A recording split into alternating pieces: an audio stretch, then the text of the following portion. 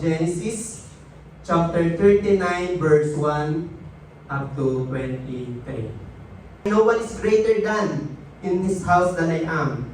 My master has withheld nothing from me except you, because you are his wife. How then could I such a wicked thing and sin against God?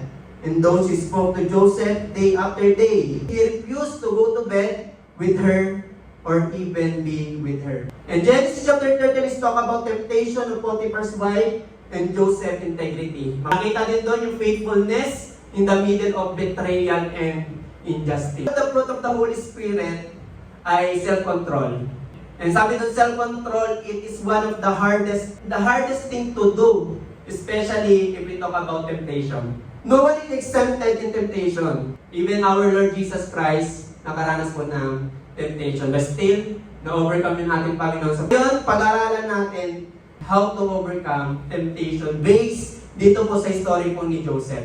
Every day of our lives, alam ko na tayo po nakakaranas ng temptation sa iba't ibang mga uring bagay. To overcome temptation is know your boundaries. So sabi nung pinagkatiwala lahat kay Joseph. Alin yung except?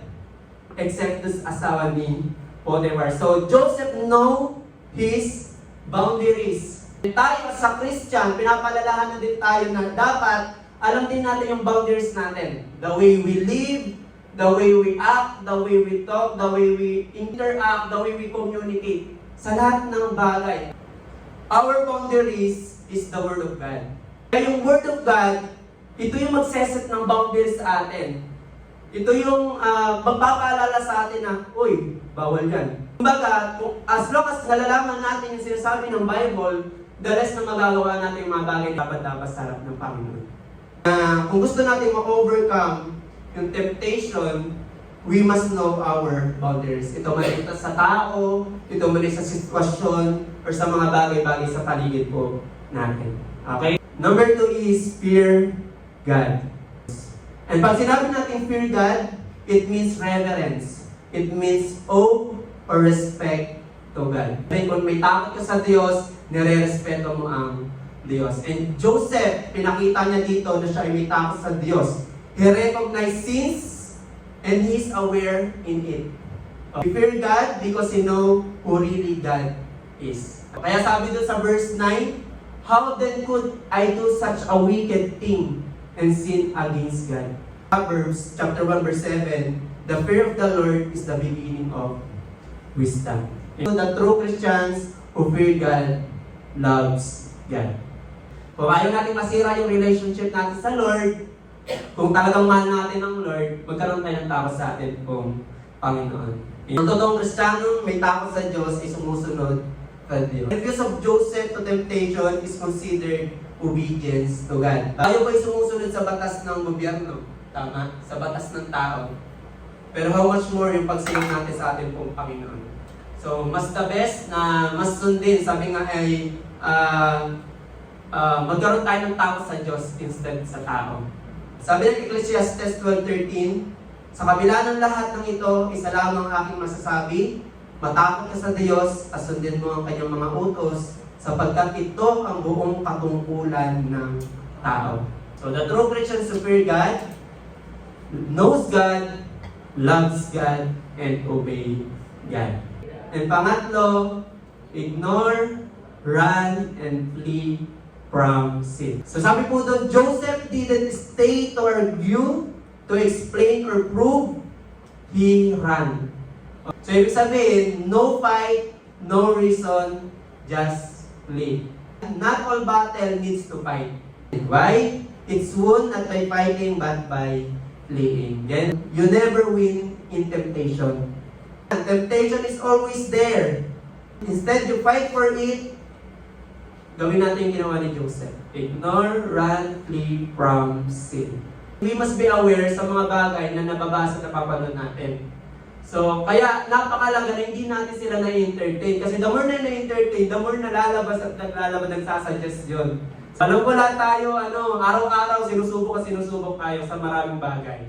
Pero, ito yung paalala sa ating Panginoon. Pangatlong bagay, to overcome sin, we must to ignore. At it doesn't mean na in-ignore natin siya, hindi natin siya kayang labanan. Kundi, we are surrendering it to God. 1 Corinthians 6:18, flee from sexual immorality. James chapter 4 verse 8, draw near to God, and He will draw near to you. The more nalalapit ka sa Lord, the more nalalapit siya sa iyo. So walang space yung temptation, walang space si Satan para sa iyo kasi napalapit ka sa Lord. Kasi kung na lumalayo ka sa Lord, nagkakaroon ng mahabang space at doon pumapasok si Satan. Your character is tested when no one's watching. Yung character natin ay nakabase kung sino tayo kapag tayo mag-isa na. The more na tayo mag-isa, doon tayo susubukin ni Satan. Lagi tayong tataniman sa utak natin, sa puso natin. Especially kapag tayo malungkot, emotional, kapag tayo may pinagdadaanan, diyan madalas pumapasok si Satan. Sino ka kapag mag-isa ka na lang? So sana nagiging nananatili yung integrity, yung na-stand tayo sa faith na meron po tayo. Doing right doesn't guarantee immediate reward. Paggawa natin ng mabuti or ng tama, bagamat hindi natin nakikita sa ngayon, makikita natin sa hinaharap. Kasi papakita ng Lord na tama yung ginawa mo, na may bunga yung ginawa mo. Your no today protects your purpose tomorrow. Temptation is a test of trust. Joseph trusted God's plans more than his pleasure. He trusted God's presence more than his reason. And 1 Corinthians chapter 10 verse 13, no temptation has overtaken you except what is common to mankind. And God is faithful. He will not let you be tempted beyond what you can bear. But when you are tempted, He will also provide a way out so that you can endure it. So ang Lord mismo ang magbibigay ng way out. Ilalagpasan mo yung temptation na yun. Ano mo? Then hindi hayaan ng Lord na hindi mo makakayanang mapaglabanan yung temptation na mararanasan mo. In Galatians chapter 5 verse 16, so I say, walk by the Spirit and you will not gratify the desire of the flesh. Tayo mga Christian, nasa atin na po yung Holy Spirit. It indwells in us. So, ang kailangan na lang natin is to be filled. Yung flesh, kailangan siya ng Spirit. So, the more na mas malakas yung flesh mo, the more na manghina yung Spirit mo. Amen? So, yun yung tatlong bagay na gusto ko ipaalala sa ating po Panginoon. How to overcome temptation. And number 1, know your boundaries. And number 2, fear God. And number 3, ignore, run, and flee from sin. Amen? So, nawa ang bawat isa po ay napagpala sa salita ng ating Panginoon.